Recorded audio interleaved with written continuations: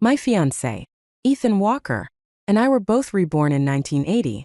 After his rebirth, Ethan brought his beloved, Autumn White, and her younger sister, Tina White, to his house 2 months earlier than in our previous lives.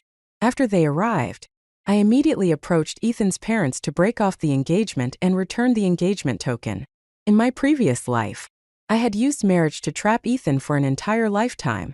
It wasn't until I was on my deathbed that I realized his heart had always belonged to Autumn.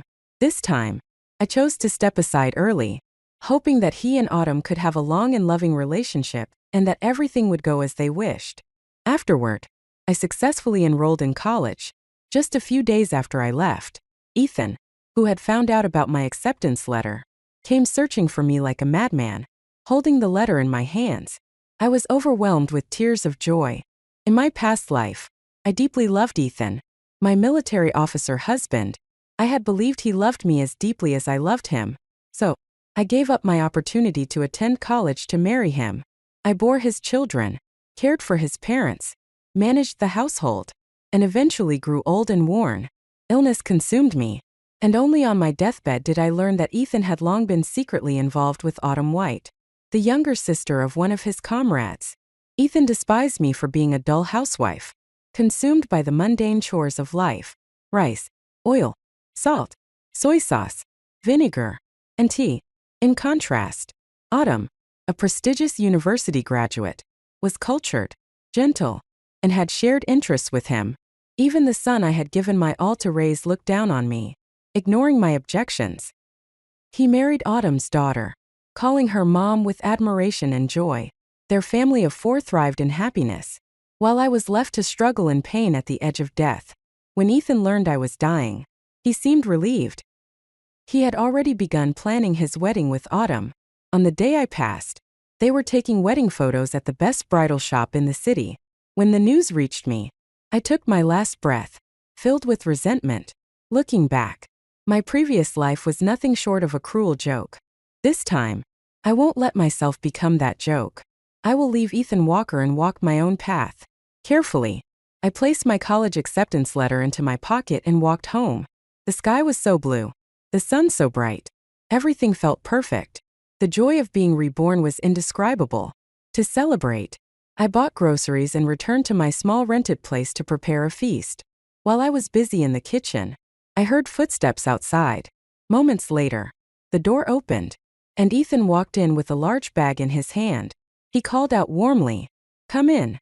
From now on, treat this place as your home." Following his greeting, Autumn White gracefully walked in, holding Tina's hand. They glanced at me as I worked in the kitchen. Autumn smiled softly and said, "Tina and I will be troubling you and Ethan from now on." Surprised, I looked at Autumn and Tina. In my past life, Ethan hadn't brought them home until 2 months later. Why had it changed so much this time? Seeing my silence, Ethan frowned. "Autumn is talking to you. Why aren't you responding? Don't you have any manners?" I turned to look at Ethan, still young and handsome. His striking features had made me fall deeply in love with him in my past life, wasting decades in blind devotion. Now, I could see the dismissive tone and commanding expression he used toward me. So, he had begun to despise me this early. How blind I had been. I forced a small smile. "It's not that I'm ignoring Miss White. I just don't know how to respond. After all, this is your house, and I'm merely a guest here, just like her. So, it's not really a matter of being troubled or not." Hearing this, Ethan's expression darkened further. He glared at me before escorting Autumn and Tina upstairs to settle in. I stayed in the kitchen, calmly continuing to cook. Half an hour later, Ethan came downstairs with Autumn and Tina. Glancing at the table where I had already placed several cooked dishes, he asked curtly, "Is the food ready?" "If it is, let's eat." 8-year-old Tina darted into the kitchen like a little monkey, quickly serving 3 bowls of rice and eagerly calling out, "Brother Ethan, come eat." Ethan courteously pulled out a chair for Autumn, displaying his gentlemanly manners. Ethan Walker didn't glance at me once throughout the meal. The 3 of them sat down, chatting and laughing as they started eating.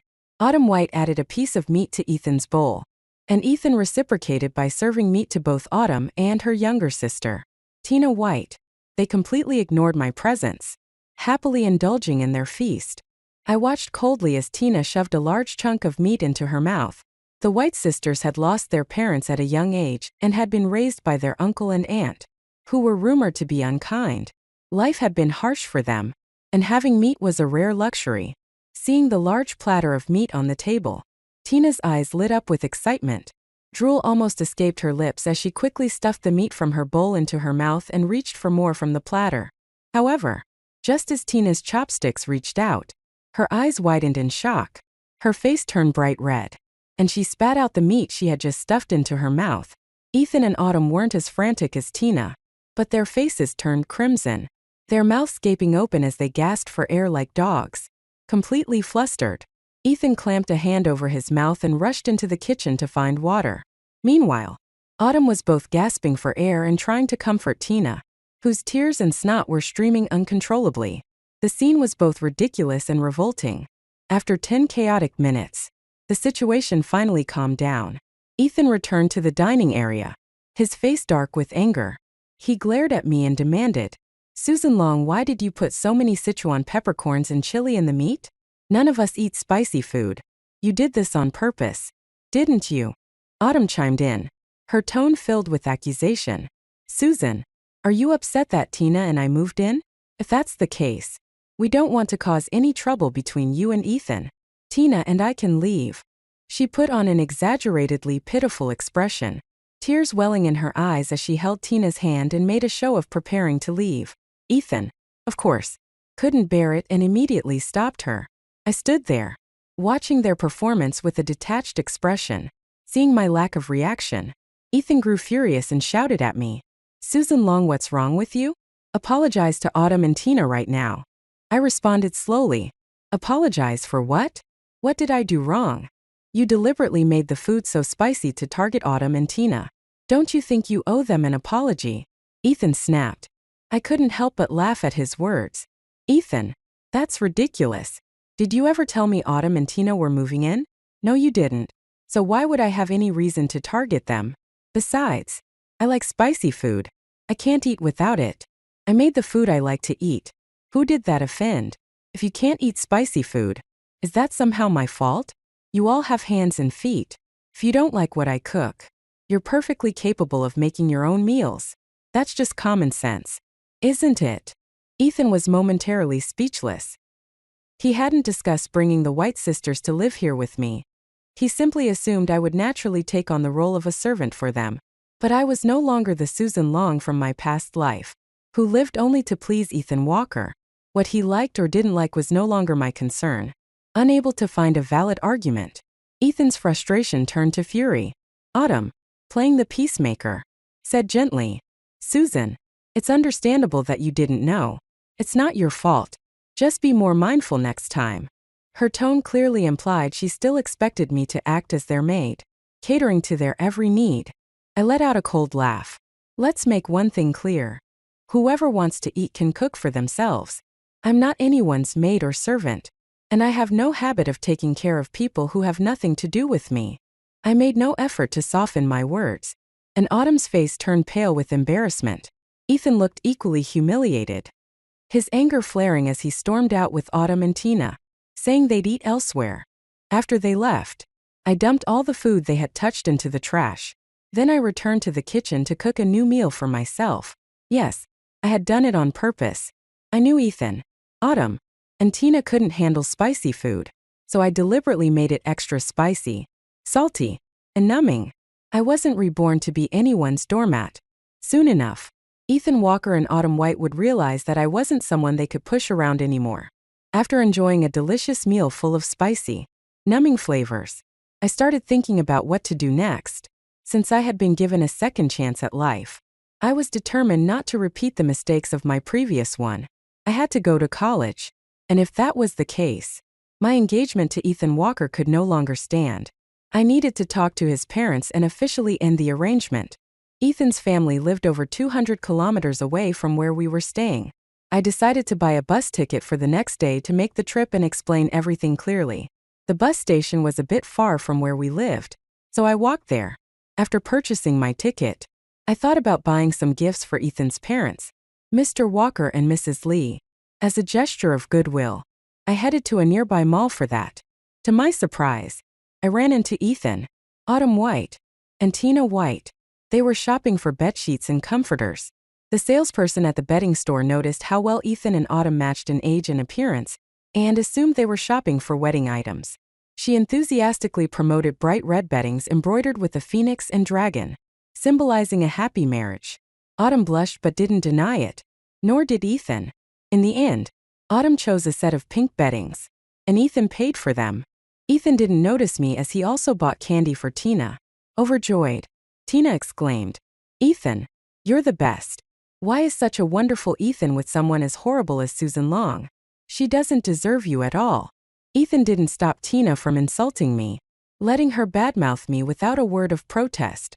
It was Autumn who noticed me while I was browsing for local specialty products. She tugged on Tina's sleeve and whispered, "Don't talk nonsense.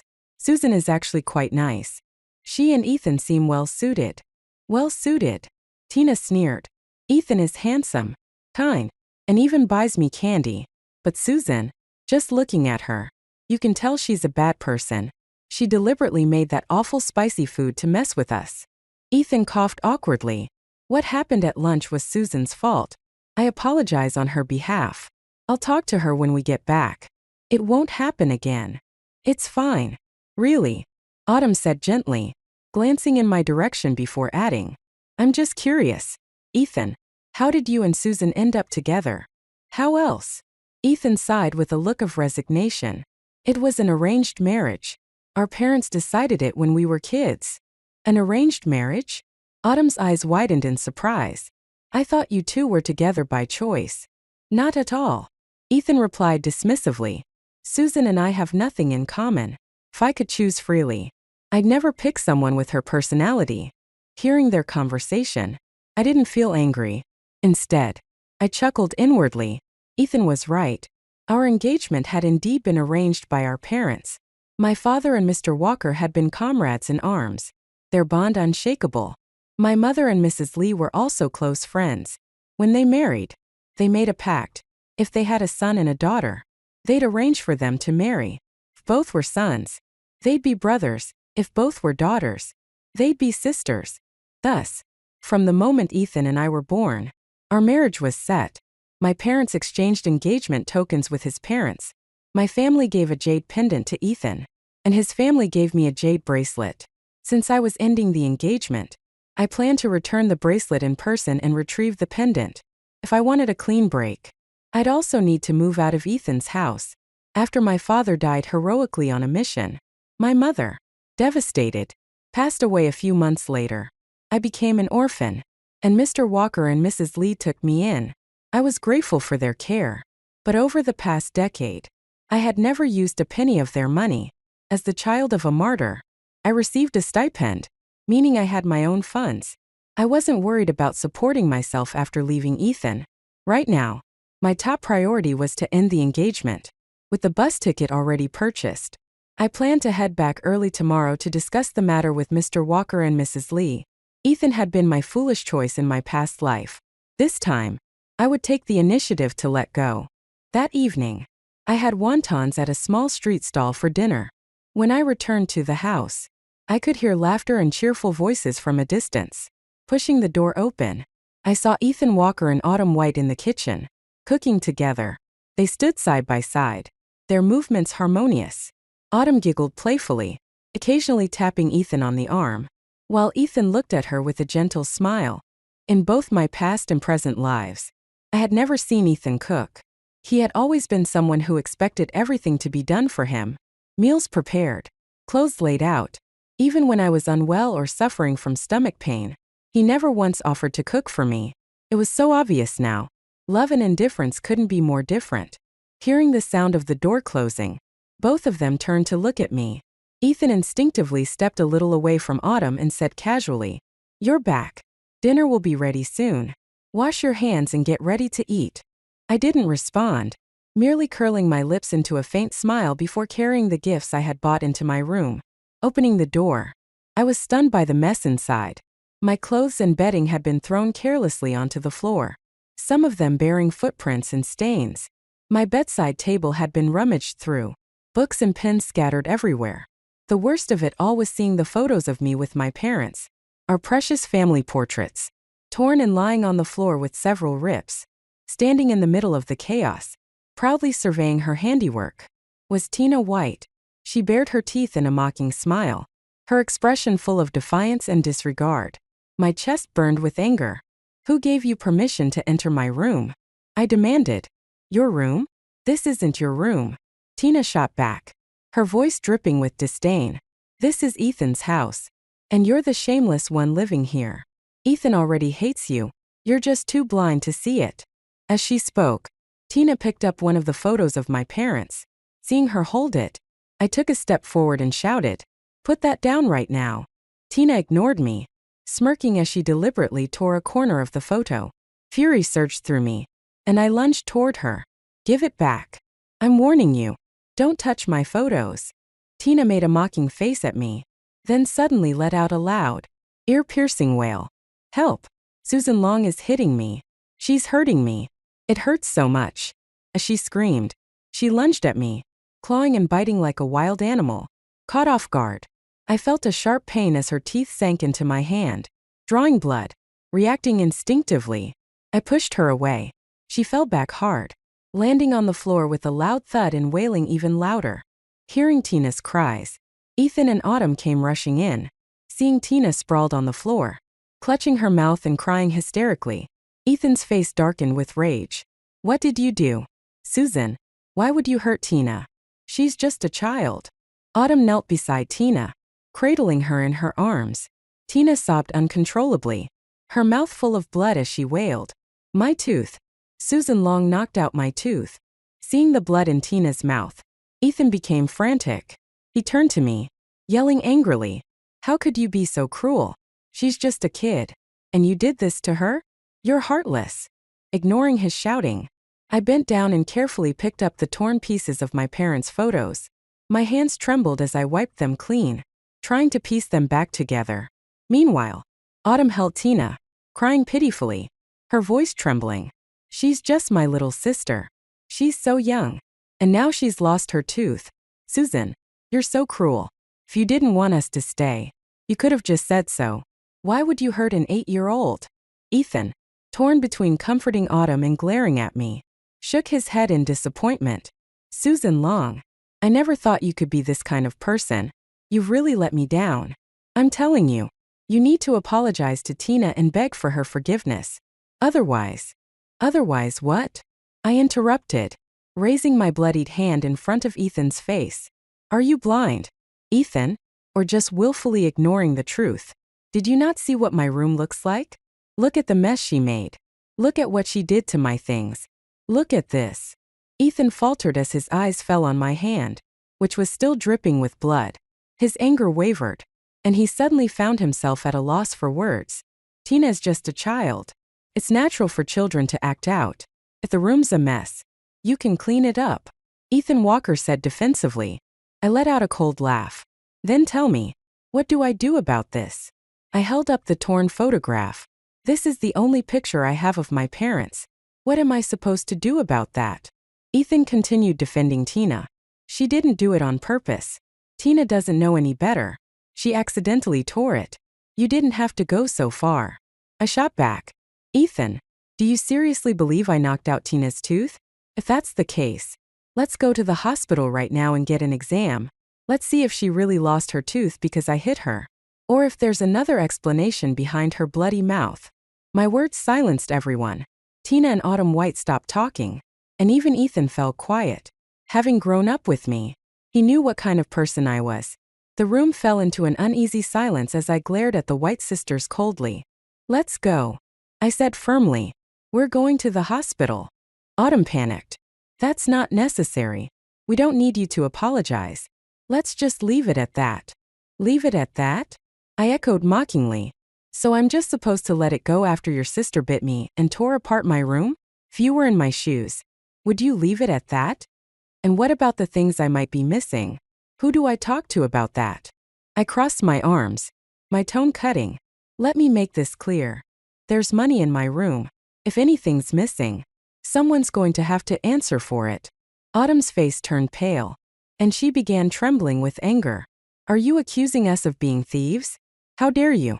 Susan, you're the one bullying us. Her teary eyes immediately drew Ethan's sympathy. He frowned at me, his voice disapproving. Susan, that's enough. You're being too aggressive. I sneered, stepping forward and grabbing Tina's sleeve. Reaching into her pocket, I pulled out a handful of large banknotes. What's this? I asked, holding the money up for everyone to see. Don't tell me this is yours. You don't look like someone who would have money like this. The sight of the cash left Ethan, Autumn, and Tina stunned. The White sisters had always cried poverty, claiming they were on the brink of starvation. Where could they have gotten this kind of money if not from me? Caught red-handed, Autumn's face burned with shame. In front of everyone, she slapped Tina hard across the face. Who told you to steal money? Who taught you to behave like this? Didn't I tell you that even if we starve, we never take a penny that doesn't belong to us? Oh, what noble morals! I remarked sarcastically. So you wouldn't take a penny, but a few dozen dollars is fair game? Great lessons you're teaching. Ms. White. Autumn's face was flushed with humiliation as she hugged Tina, both of them sobbing uncontrollably. They left in tears. And Ethan, of course, chased after them. I took the opportunity to clean up my room, putting everything back in order. As I lay down on my bed, I reassured myself, just endure a little longer. Once I end this engagement, I'll move out, and all of this will be behind me. Ethan didn't return until the middle of the night, after spending hours coaxing the White sisters to come back. When he finally came home, he knocked on my door. Susan, I brought some antiseptic. Let me clean your wound. He'd been gone for 4 or 5 hours. If my wound were going to get infected, it would have already started by now. Ignoring him, I pulled the blanket over my head. Ethan lingered outside the door for a while before knocking again. I know you're not asleep. Can we talk? He asked softly. I knew exactly what he wanted to say. He would ask me to be magnanimous, to let bygones be bygones, and to forgive the White sisters. But after everything I had been through in my previous life, did he really think I'd fall for their tricks again? No. I knew these sisters too well. In my past life, after Ethan and I got married, they practically moved into our home. Autumn went off to college in the capital, while Tina stayed behind, sticking to me like a leech. I had taken care of Tina White as if she were my own younger sister. People often say that kindness begets kindness. I had naively believed that my care for Tina would make her treat me well in return. But that wasn't the case. Tina was lazy, gluttonous, and prone to lying. Whenever Ethan Walker returned from the military or Autumn White came back from college, Tina would slander me relentlessly. She claimed I abused her, refused to cook for her, wouldn't wash her clothes, and even hit her regularly. In my past life, I dismissed her accusations, thinking she was just a child who didn't know any better. But living through it a second time, I realized the truth. Some people are born rotten. Tina's wickedness, like Autumn's, was etched into her very bones. I had no intention of provoking the White sisters or seeking revenge on them, but that didn't mean I would allow myself to be trampled on. If they behaved and kept to themselves, I would quietly break off the engagement and leave, allowing Autumn and Ethan to be together. However, if they continued to act out, they shouldn't blame me for fighting back. I had endured an entire lifetime of mistreatment, and in this life, I would not tolerate it again. If anyone tried to harm me, I would repay them 100-fold. The next morning, I woke to find that the White sisters weren't home. Ethan had bought breakfast and eagerly invited me to sit down and eat. Silently, I took a seat and picked up a bun. Biting into it, Ethan's gaze lingered on me, and when he saw my cold demeanor and reluctance to speak to him, he finally broke the silence. "Does your hand still hurt?" he asked. I let out a cold laugh. "Why don't you let someone bite you and find out for yourself?" Ethan was visibly uncomfortable with my new attitude, so different from the Susan he used to know.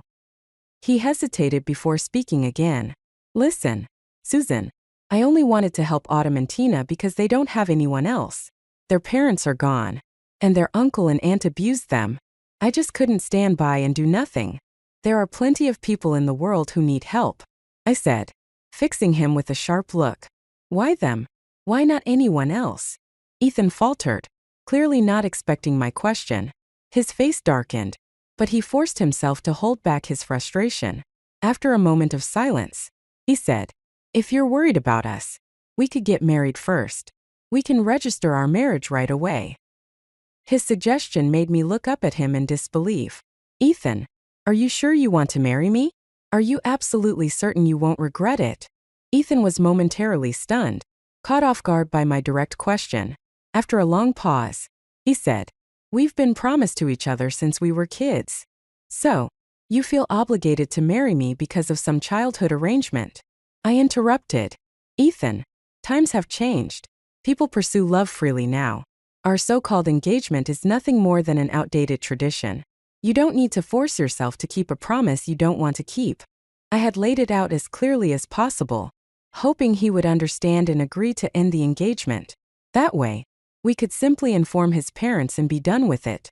But instead of following my lead, Ethan surprised me by saying, "Susan, you're my wife. That won't change. Not in this life. Or any other." I almost laughed at his words. He had already invited the White sisters into the house, practically giving them the run of the place. And yet he still had the audacity to tell me such blatant lies. Looking back, it wasn't surprising that I had been deceived in my previous life. I had been too blind, too foolish, to see the truth. I couldn't understand why Ethan was so insistent on marrying me. The memory of my previous life, of lying on my deathbed while he and Autumn posed for wedding photos, fueled my hatred. If he wanted to pretend, I would let him, but I had no intention of staying tied to him. Shifting the topic, I said, "I'm planning to visit your parents, Mr. Walker and Mrs. Lee." Ethan looked slightly taken aback. "I've been busy lately, so I might not have time to go with you." "That's fine. I've already bought my ticket. I'm leaving today." Ethan stared at me, visibly surprised. After a long pause, he said, "I'll drive you to the station." In the end, Ethan didn't take me to the station. He was called away by Autumn, who was crying and begging for his attention. I headed to the bus station without much emotion. A few hours later, I found myself sitting in the living room of Ethan Walker's parents' home, carrying the gifts I had bought for them. When I brought up the topic of ending my engagement with Ethan, Mr. Walker and Mrs. Lee were visibly shocked. "Why?" Mr. Walker asked. "Did Ethan do something to upset you?" "No," I replied. "It's just that I don't want to get married so soon. I want to go to college, gain knowledge, serve my country, and become someone as capable as my father was." The two exchanged glances, doubt written all over their faces. They weren't entirely unaware of Ethan's actions. Mr. Walker's expression darkened, and he asked bluntly, "Is this about that girl, Autumn White?" "No, Mr. Walker," I said firmly. "This is entirely my decision. I'm sorry, but I can't fulfill the engagement with Ethan. Please, I ask for your understanding and agreement." Seeing my resolute attitude, they reluctantly agreed to the dissolution of the engagement. I returned the jade bracelet they had given me, and Mrs. Lee handed back the jade pendant my family had given Ethan. Both of them assured me that they would always be my support, no matter what. I felt a deep sense of gratitude toward them. Reflecting on my past life, I realized that Ethan had only agreed to marry me due to the pressure from his parents. Now, I had set things right, and this chain of events would not repeat. With the engagement officially annulled, I stayed at their house for another week before returning. My bus was delayed, and I didn't arrive back at the shared residence until nearly 11 p.m. The house was pitch dark when I entered. Not wanting to disturb anyone at such a late hour, I moved quietly, tiptoeing up the stairs to my room. But as I approached the door, I heard an unusual noise coming from inside. It was clearly a woman's voice. My room? How could there be a woman's voice coming from my room? I immediately pushed the door open and flipped on the light. The scene before me made my blood boil. On my bed, Ethan Walker and Autumn White were entangled, holding each other tightly. At the sound of the door opening and the sudden flood of light, Ethan scrambled upright, startled. He looked at me standing in the doorway, his eyes wide with shock. "Susan," he stammered, but then glanced at Autumn, still in his arms. Panicking, he shoved her off the bed. Caught off guard, Autumn fell to the floor with a thud. Instead of helping her, Ethan turned his focus to me, stammering nervously. What? What's going on? Autumn, why are you in Susan's room? I crossed my arms and regarded them coldly. That's a question you should be asking yourselves. If you wanted to do something like this, why not use your own room? Did you think doing it in mine would make it more exciting? At my words, Autumn burst into tears, shaking her head vehemently. It's not what it looks like. It's not like that. Ethan joined in, hastily trying to explain. Susan, this isn't what you think. My bedding was soaked earlier because Tina spilled water on it, and I couldn't sleep. Since you weren't home, I thought I'd use your room for the night. I must have fallen asleep and thought I was dreaming. Is that so? I asked with a mocking smile. Then how did she end up in my room? Don't tell me the bedding in her room was also soaked. So she came here instead. Autumn covered her face, her voice trembling. I accidentally walked into the wrong room. Her excuse was laughable, and it was clear even Ethan didn't fully believe her. Looking at the two of them, disheveled and flustered, I couldn't help but sneer. Since things are already like this, why don't you two just get married? You clearly love each other so much, and I'd be more than happy to help make it happen. I expected Ethan to take the easy way out and agree. Instead, he surprised me again. This is just a misunderstanding, he protested. We didn't do anything. Susan, you have to believe me. There's no one else for me but you. I won't marry anyone else. I almost laughed at his audacity. He had already brought Autumn into our shared space, into my room no less, and yet he still dared to stand there and spout such blatant lies.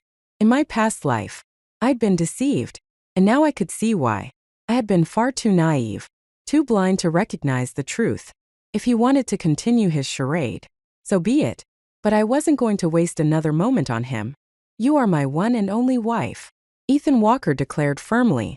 First, Autumn White's face lit up with a hopeful expression when she heard my sarcasm. But the moment Ethan rejected her, her face turned pale. You can't insult me like this, she shouted. I just walked into the wrong room. That's all. Tears streaming down her face. She dramatically ran toward the door as if to throw herself outside. I didn't stop her, in fact. I kindly opened the door for her. I wanted to see if this shameless woman would actually go through with her act of despair. Of course, Autumn wasn't going to. She had likely assumed either I or Ethan would stop her. But Ethan didn't even move from the bed. And I stood by with a look of detached amusement. With no one playing into her theatrics, Autumn froze, unsure of whether to stay or go. Just as her act seemed to falter, Tina White appeared, throwing herself at her sister and clutching her tightly, pulling her back from the edge. The two sisters clung to each other, crying miserably like characters in a tragic play. I watched the scene coldly. If I had known they'd stage such a melodrama tonight, I wouldn't have returned. I should have delayed my trip by another 2 days. What terrible timing. With this whole debacle, Autumn conveniently fell ill. She stayed in bed, refusing to get up or see a doctor. She simply lay there, feigning weakness. I had no idea what her endgame was, and frankly, I didn't care. It had nothing to do with me. I'd already annulled my engagement with Ethan Walker. Staying in the same house as him was no longer appropriate, so I decided to pack my things and leave. As I gathered my belongings, I overheard Tina crying downstairs, speaking to Ethan. Ethan, my sister refuses to eat. She says she'd rather die. What are we going to do? She's all I have left. If something happens to her, I won't be able to go on either. Ethan, naturally worried about his beloved Autumn, followed Tina to her room to comfort her. Through the walls, I could hear Autumn's hoarse cries. How am I supposed to live? I can't go on like this. Just let me die. Ethan's soothing words didn't calm her. Instead, she escalated her theatrics, once again threatening to end her life. As I continued packing, I kept an ear out for the drama. I wasn't sure what Ethan said to her, but eventually, the noise subsided. I figured he must have promised to marry her. Now that her wish was granted, she no longer had any reason to pretend. I was still packing when Ethan knocked on my door. I opened it just slightly, looking at him with a cold expression. What is it? I asked. Susan, we need to talk, he said. About what? I asked sarcastically. crossing my arms as I leaned against the doorframe. Ethan met my gaze but quickly looked away. Embarrassed. Susan, please don't look at me like that. Nothing happened between Autumn and me. Nothing happened? You two were lying in bed together, Ethan, and you're telling me nothing happened? We didn't go all the way, he protested. Susan, it was a mistake. Last night was just an accident. Thank goodness you came back when you did. I let out a bitter laugh. Oh, so now it's my fault? I interrupted your plans. My mistake entirely. Susan, don't say that. It's not what you think. Autumn and I. Not what I think. I cut him off. You were lying in my bed, with the lights off, and your clothes half off. What were you doing? Having a philosophical discussion about the future. Ethan's face flushed red as he stammered. I told you. I thought it was you. I was dreaming, and I let myself go because I thought. Enough. I interrupted. Disgusted. Don't make me sick. Ethan. His face twisted as if he'd been deeply insulted. I swear to you, I'm telling the truth. If I'm lying, may lightning strike me where I stand. I rolled my eyes at his dramatic oath. Lightning? I didn't believe in such convenient divine punishment. If vows had any real power, Ethan wouldn't have gotten away with betraying me in my past life. He wouldn't have thrived, married the woman he'd always wanted, and lived happily after my death. As Ethan continued to try and explain, his persistence only exhausted me. I had no more patience for his lies. Your relationship with her doesn't concern me, I said coldly. You don't need to explain anything to me. I'm not interested. You're my fiancé. If you're not interested, who would be? Ethan Walker retorted. I responded with a derisive laugh, unwilling to be dragged into a pointless argument. If you have something to say, just get to the point. Stop beating around the bush. Ethan hesitated for a moment before continuing. Autumn feels deeply ashamed about what happened last night. She's overcome with guilt and keeps saying she wants to die. I stared at him blankly and asked, Is she dead yet? Ethan was visibly stunned, his expression one of disbelief. It took him a moment to stammer out. Susan, how can you be so cold-blooded? Cold-blooded? I echoed.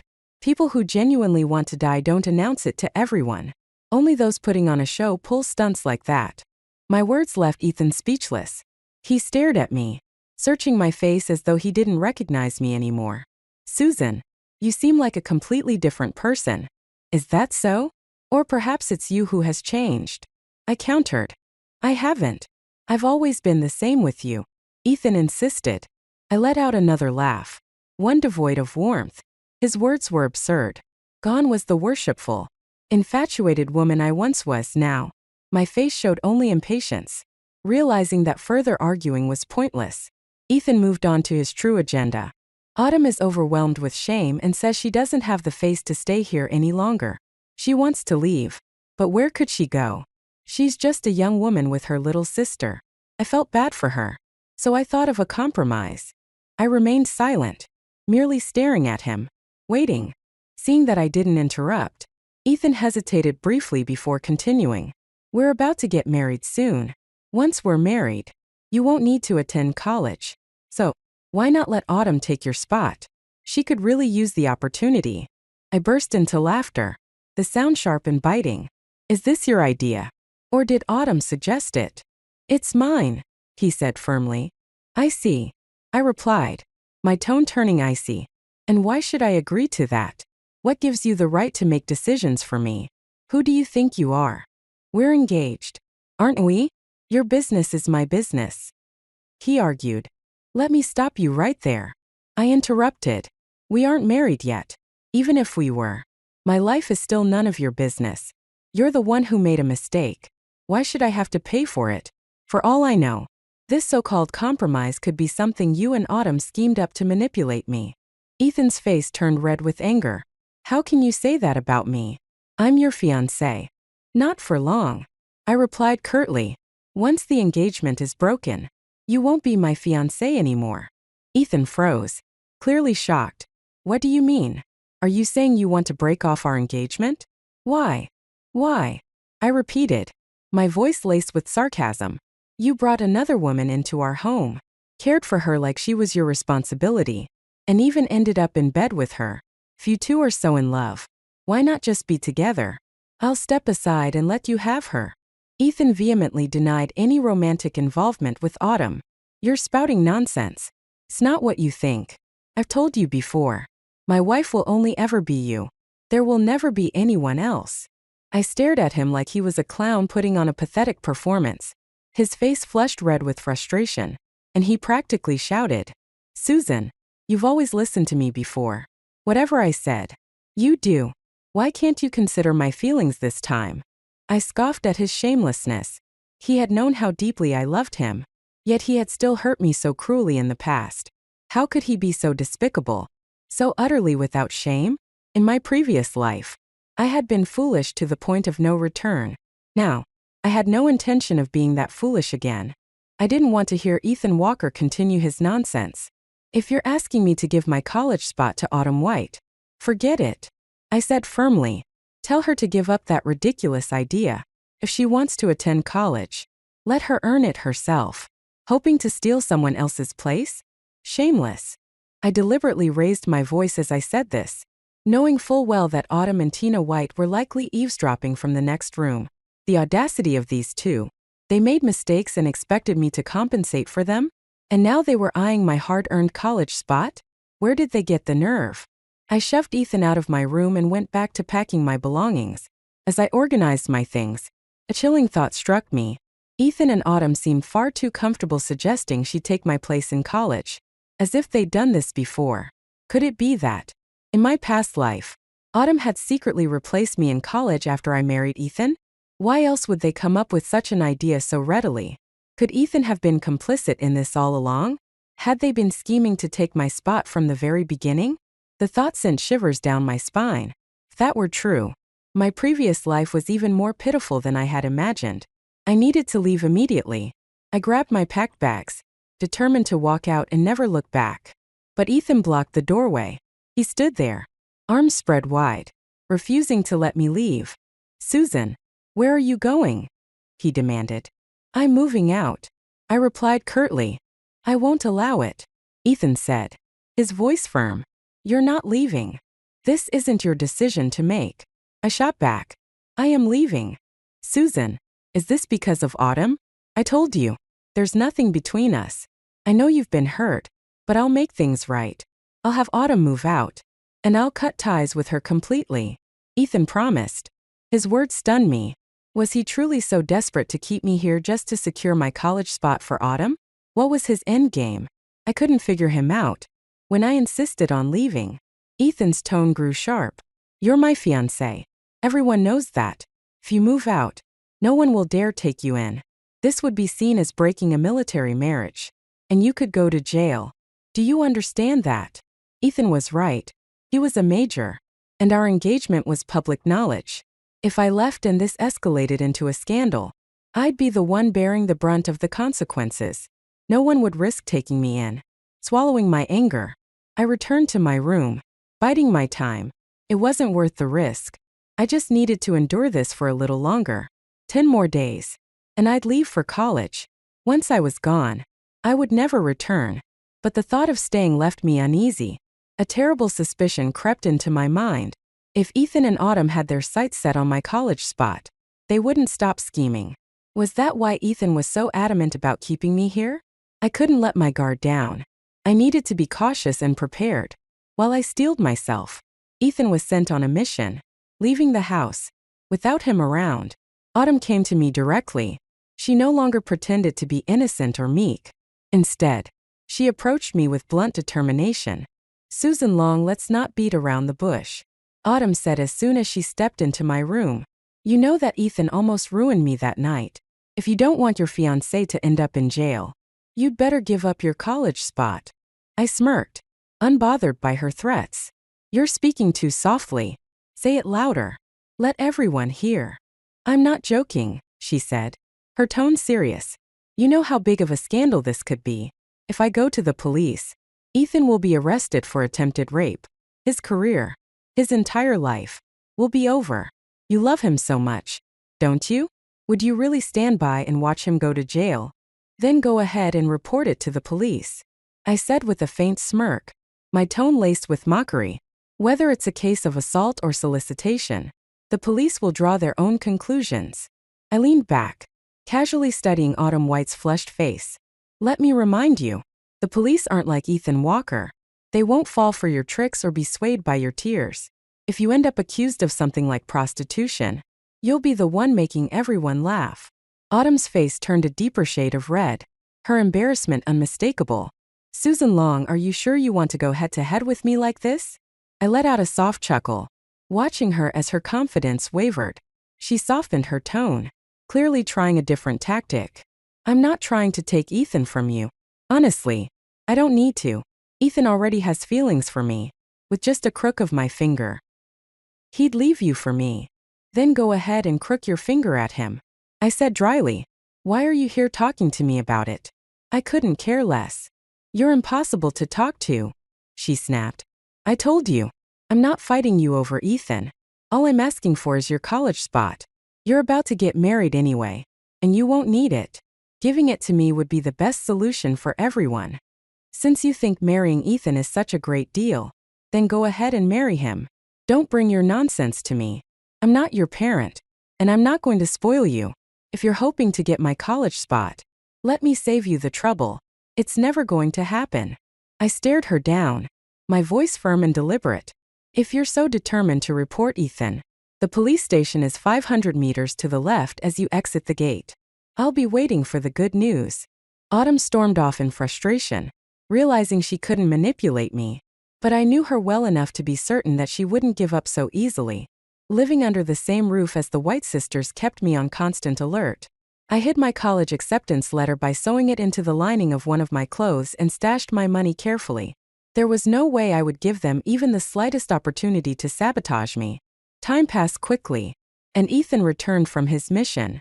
To my surprise, he had arranged for a place for Autumn to live, but she outright refused to move. She continued pretending to be ill, clinging to the house and putting on dramatic displays of wanting to die. It was the classic easy to invite in, hard to send away situation.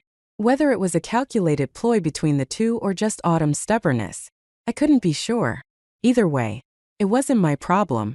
I was counting down the days until I could leave. Every day, Ethan spent time with Autumn, holding hushed conversations behind closed doors. Whenever he emerged, his face was seasoned with frustration, clearly under pressure. It didn't take much to guess that their biggest concern was still my college spot. I remained calm and unbothered, which seemed to convince Ethan that I had given up on leaving. His attitude toward me shifted dramatically. Suddenly, he was showering me with kindness, buying me my favorite desserts, inviting me for walks and chats, even suggesting we watch movies together. These were the things I had once yearned for. But now, I rejected them all without hesitation. Who knew what schemes he might have up his sleeve for Autumn's benefit? I wasn't going to fall into his traps again. Meanwhile, Autumn's supposed illness escalated. Ethan had to take her to the hospital multiple times. Yet the doctors couldn't find anything wrong with her. After much fuss, she'd always end up back home, her dramatics unchanged. I could see Ethan's growing irritation. His plans to secure my college spot for Autumn weren't going as he'd hoped, and it was clear he was getting desperate. I was certain that Ethan and Autumn were plotting their next move, determined to corner me somehow. My suspicions were confirmed when Ethan came to me, complaining about Autumn's refusal to leave. What now? Ethan Walker asked, his voice tinged with frustration. Obviously, nothing to do with me, I replied, shrugging indifferently. If I'd known this would happen, I wouldn't have wasted my sympathy on them in the first place. Ethan sighed, still unwilling to let the matter drop. Susan, why don't you just give Autumn your college spot? If you do that, she'll probably move out. As expected, they were still fixated on my college opportunity. At this point, I couldn't outright refuse anymore. Continuing to deny them might escalate things further, and I didn't have the energy to keep dealing with their schemes. I needed to stay calm and keep my focus on leaving. Let me think about it, I said, feigning hesitation. The moment I relented, Ethan's expression softened. He grabbed my hand and, with a heartfelt tone, promised, Susan, I'll take good care of you. You can trust me. I'll be good to you for the rest of my life. Once we're married, You can stay home and take care of the kids. And I'll provide for you forever. As he clasped my hand, nausea churned in my stomach. His idea of being good to me was making me a servant in my own home, while he secretly pursued Autumn. And now, knowing his true character, every word he spoke only disgusted me more. Ethan and Autumn were equally shameless. Their deceit and manipulation cut from the same cloth. I knew I couldn't win against them in a direct confrontation, and I wasn't going to keep tangling with these two despicable people. There was no point in fighting them. It'd only leave me sick with frustration, like being bitten by a rabid dog. Instead, I decided to leave earlier than planned. To keep Ethan appeased, I pretended to agree. I assured him that after we got married, I'd give my college spot to Autumn. He seemed to believe this was my way of forcing him into marriage. And in his eagerness to settle everything, he even offered to move the wedding date up. I watched his busy preparations with cold detachment. I knew there would be no wedding. In my previous life, Ethan had delayed our marriage due to an urgent mission assignment, and I expected the same thing to happen this time. 2 days passed, and just as I anticipated, Ethan was called away on another mission. Before leaving, he pulled me aside for one last conversation.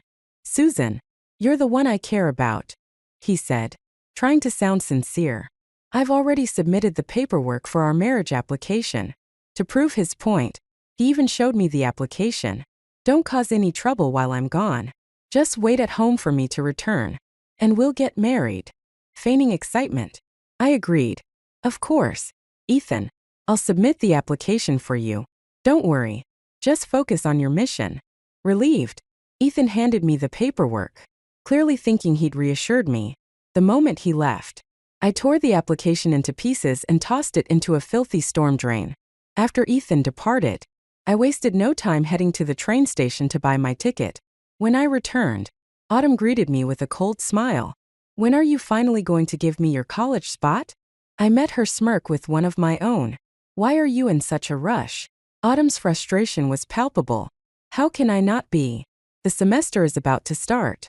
I need to get my documents, finish the paperwork, and prepare everything. There's no time left. Just give it to me now." "Keep dreaming," I shot back. "You'll get it when Ethan comes back from his mission." Autumn's composure cracked. Her irritation was visible, and it was clear she was starting to panic. That night, my stomach began to hurt, so I got up to use the restroom. On my way back, I noticed the light in the White sisters' room was still on. Curious, I paused outside their door. It was so late, yet they were still awake. What were they plotting? As the saying goes, be wary of others' intentions. While I had no desire to harm anyone, I couldn't let my guard down either.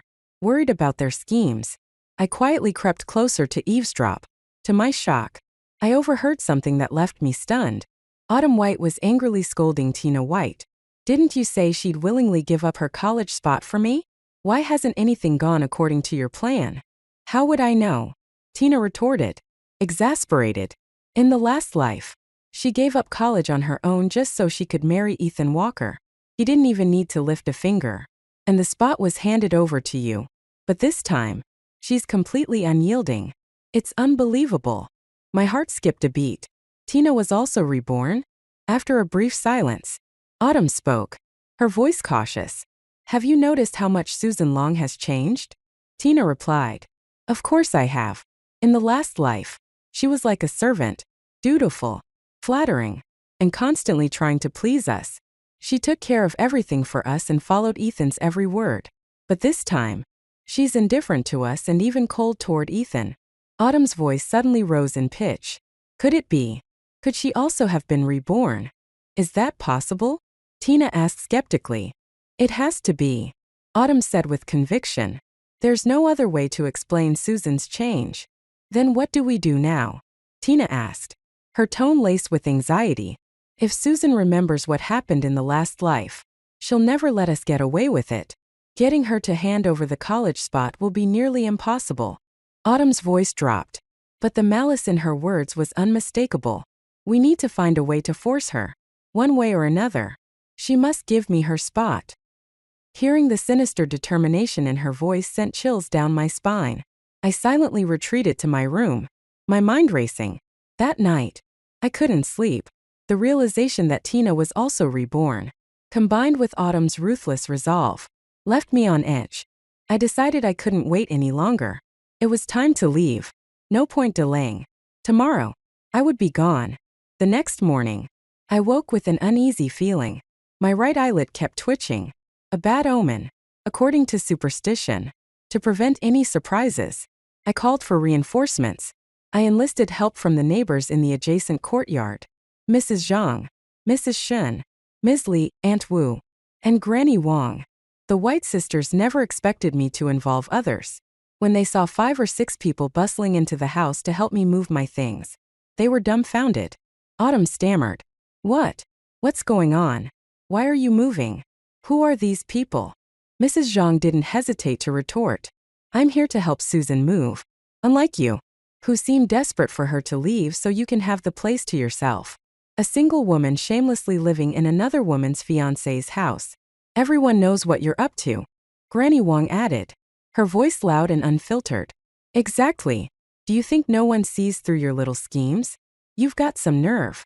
Autumn's face turned an angry shade of red, but she couldn't come up with a single rebuttal. Once all my belongings were loaded onto the truck, I noticed the barely contained rage in the sisters' eyes. I knew they wouldn't sit still. They were bound to make their final move today. With everything packed, I boarded the truck, ready to leave. Just as the vehicle started, I heard Tina's voice shouting from upstairs. Susan, you left something behind. It's your parents' photo. I found it under the bed. My heart clenched. I held my parents' belongings dear, and the White sisters knew this. They had deliberately targeted my weakness, knowing I wouldn't leave without the photos. Of course, I would have to go upstairs to retrieve them. I knew that going upstairs would lead to nothing short of chaos. If they were this eager, then I might as well give them what they wanted and play along. All right, I'll come up and get it, called out. Stairs. Both Autumn and Tina White's faces were filled with tension. Do you think she'll actually come up? Tina whispered, her voice low and worried. She will. Autumn replied confidently. I've heard that she treasures her parents' belongings as if they were gold. The other day, when you tore one of the photos, she was so furious. She won't leave without it. All right then, Tina said hesitantly. But make sure to go easy on me. Don't really hurt me. Okay. Relax. Autumn reassured her. I know what I'm doing. As they spoke, the sound of hurried footsteps echoed from downstairs. She's really coming, Tina said, exchanging a triumphant glance with her sister. Both their faces lit up with anticipation, their eyes glued to the staircase. The footsteps approached the bottom of the stairs, then paused. Suddenly, my voice called out, I won't come up. Just toss it down to me. This wasn't part of their plan. Autumn and Tina panicked. Tina raised her voice, trying to coax me. I'm right here at the top of the stairs. Just come up and get it. I hesitated audibly, my silence making them anxious. Autumn grew desperate. Time wasn't on their side, and if I sensed their trap, I wouldn't come up, and their plan would fall apart. She needed to act quickly. Peeking down, Autumn spotted someone at the bottom of the stairs. The figure was wearing red, the same color I was wearing that day. Confident it was me, she didn't even pause to confirm further. Autumn pushed Tina forcefully, shouting, Susan Long, what are you doing? Why are you pushing my sister? Somebody help. My sister is being pushed down the stairs. Tina let out a piercing scream as she tumbled down the staircase. With a sickening thud, her body hit the floor, landing on a pile of exposed steel rods meant for clothes drying. One of the rods impaled her lower body, piercing clean through. Blood sprayed everywhere, painting the scene in horror. Tina's screams were gut-wrenching, filled with unbearable pain. Hearing the commotion, neighbors rushed inside. Stairs. Autumn came barreling down the stairs, shouting hysterically, Susan Long, you heartless monster. If anything happens to my sister, I won't let you get away with it. She reached the bottom of the stairs and froze in her tracks. The sight before her was nightmarish. Tina lay unconscious, her body drenched in blood, the steel rod still lodged through her. Autumn's eyes widened in disbelief. Tina! Tina! She screamed, shaking as her voice broke. Yet her shock was fleeting. Gritting her teeth, she turned to the onlookers, her tone venomous. This is all Susan Long's doing. She pushed my sister down the stairs. You all saw it. Tell the police the truth. A cold laugh came from the doorway. What did I do? Autumn turned toward the voice and froze, her face overtaken by shock.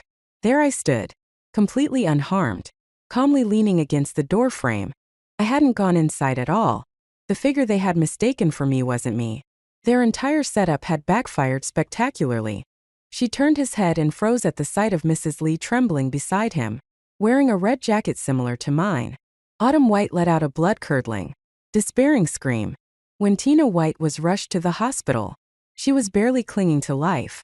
The steel rod had pierced her lower body, going straight through her abdomen. It was reported that her uterus had been severely damaged. The doctors worked tirelessly for an entire day and night to save her, but she remained on life support. Whether she would survive was still uncertain. Autumn collapsed to the ground in shock. Initially, she tried to frame me for the incident. However, with numerous witnesses and solid evidence proving I hadn't even entered the house, her accusations fell apart. Her entire plan had backfired.